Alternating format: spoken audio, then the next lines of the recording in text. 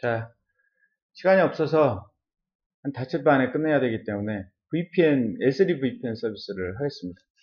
그러니까 이제 L2 VPN 쪽에서는 뭐만 생각하면 되냐면 그 아프 테이블과 그 매거스 테이블, 예, 뭐 그런 거. 그 다음에 스포크 SDP는 되도록 쓰지 말아라. 근데 저기 메시 FTP 사용하면 돈이 많이 들기 때문에 스포크 SDP로 적절하게 할 수 있는데 잘못하다 보면 룹이 생긴다. 그러면 스파닝 트리 인업을 해라. 그 다음에 마치 그 스위치들이 마치, 그러니까 라우터들이 마치 그 스위치에 다이나믹 매거스 테이블 만드는 것처럼, 어디서 러닝 투에서 만드는 것처럼 그런 테이블을 유지하는데 그 테이블을 여기는 FDB 테이블이라고, 포워딩 데이터베이스 테이블이라고 부릅니다. 근데 거기에 상대방 C의 맥이 뭘로 매핑이 되냐면 SDP로 매핑이 된다. 그런 얘기죠. 그거만 기억하고 계시면 돼요. 그 다음에 스포크 SB 날말할 때는 만약에 룹 생길 수 있으니까 그때는 스파닝 트리 인업을 하세요. 자, 그 다음에 이제 L3 VPN이에요. L3 VPN. 이것도 얘기할 내용이 되게 많습니다.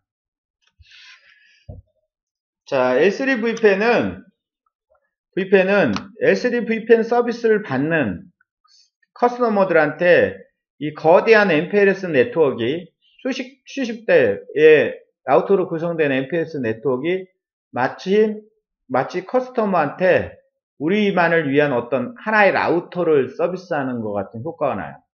라우터. 근데 이 라우터로 접속되면 장점이 뭐냐면 C 쪽의 인터페이스가 한쪽은 프로그램 릴레이고 한쪽은 전용 회선이고 한쪽은 이더넷일 때 커뮤니케이션이 가능하죠. 예. 라우터는 그 장점이 있잖아요.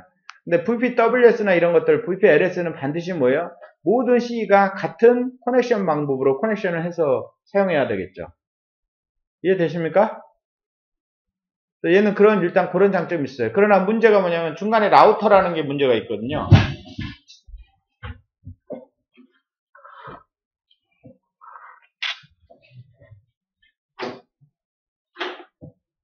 자, 그냥 어렵게 생각하지 마시고요.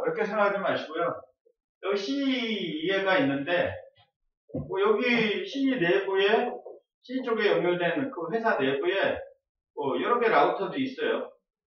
네트워크들이 뭐 여러 개 있어요. 뭐 X도 있고, Y도 있고, 뭐 Z도 있고, 여러 개 있단 말이죠.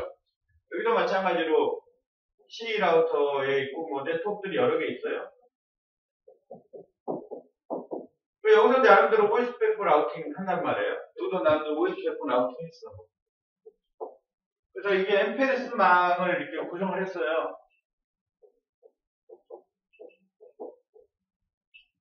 여기 이제 P 라우터고 P 라우터인데, 실제로 보면, 여기에 뭐 내부 라우터가 어떻게 들어오는지 관심도 없고, 이 커스터머 입장에서는 여기가 뭘로 하나로 보이는 거예요? 하나의 라우터로 연동된 거예요. 이렇게. 근데 이제 문제가 여기에 있는 거죠, 문제가. 여기 OSPF 라우팅이 있고, 여기 OSP 라우팅 하려면, 얘네들 통신을 시키려면 어떻게 해야 됩니까? 일단은 요거부터 보죠. 여기 큰 라우터니까, 지금. 큰 라우터니까, IP 보면, 지금까지 VPWS나 VPLS는 서비스 프로바이더 쪽에 P 라우터에 IP 지정했어요, 안 지정했어요? 한 번도 지정하지 않았죠. 근데 라우터는 어떻게 돼요? 여기 지정해야 돼. 1.1, 1.2. 그 다음에 여기는 2.1, 2.2처럼 해갖고 어떻게 해요? 네트워크가 틀려졌죠. 근데 장점이 뭐냐면 여기는 시리얼 제로로 연결했다는 거예요. 여기는 이더넷 제로, 여기 이더넷 제로라고 연결했다는 거예요. 그러니까 두 개 테크놀로지가 틀렸을 때. 근데 VPN에서나 VPW에서는 양쪽 반드시 C들이 같은 테크놀로지를 써야 된단 말이죠. 물론 아까 아이파이프라고 해서 약간 다른 거에 써도 되는 것도 있었지만 이런 게 기본이고, 그 다음에 더 중요한 게 얘가 라우터만 연결됐다고 해갖고 여기 통신이 되나요? 이쪽 OSPF하고 이쪽 OSPF를 어떻게 또 여기서 연동시켜줘야 되잖아요. 그거 어떻게 할 거예요? 그래서 VPR에는 이게 제일 문제예요.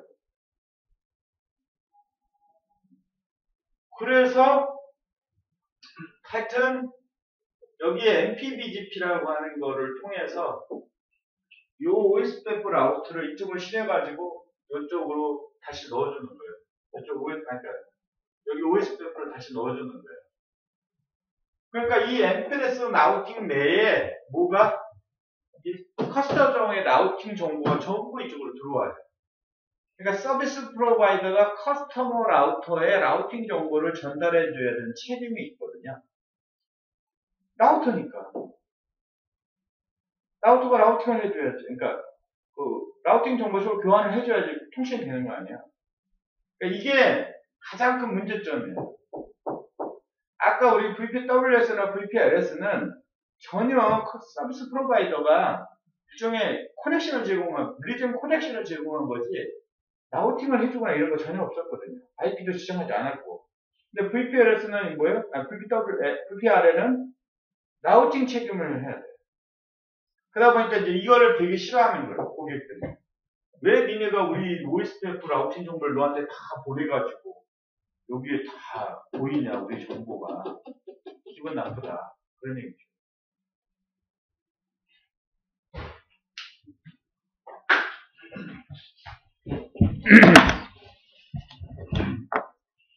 그래서 여기도 생각해야 될 것들이 되게 많아요. VPR은. 자, 그래서 VPRN의 가장 큰 장점은 일단은 그 P 라우터에 붙는 C들 있잖아요. C들의 테크놀로지가 틀려도 상관이 없다. 그다음 이제부터는 그 MPLS VPN망이 커스터머한테 하나의 라우터로 보이기 때문에 그 P 라우터가 C 라우터 만나는 그 P 라우터 쪽에도 IP도 할당해야 된다. 그 다음에 다른 IP, 각각 다른 IP. 이쪽에 보면 위에 VPN 블루 C하고 P1이 연동될 때 거기 IP 대역하고, 오른쪽에는 P2가 위에 있는 블루, VPN 블루에 C에 연동될 때 IP 대역이 또 틀려야 돼요. 그러나 가장 큰 장점은 아까 아무래도 얘가 라우터이기 때문에 뭐 한다는 거예요? C가 P 붙을 때에 그 L2 테크놀로지가 달라도 상관이 없다. 그러나 이제 문제는 이 MPLS 망 자체가 C들한테 하나의 큰 라우터로 보이기 때문에 양쪽 C 사이트의 라우팅 정보를 이 서비스 프로바이더가 교환을 해줘야 되는 문제와 부담이 있다는 거죠. 그러니까 그런 걸 해결을 해야 돼요. 그래서 그런 내용들 쭉 이렇게 있어서 보시면 되고요.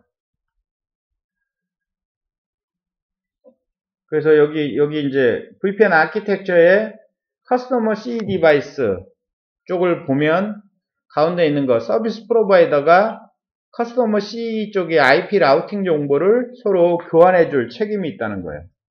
그 다음 또 프로바이더 백본 디바이스 P와 P는 커스터머의 그 라우트를 받아갖고 한쪽 P에서 또 다른 P로 그 라우팅 정보를 교환을 해줘야 되는 그런 책임을 또 갖고 있는 거죠.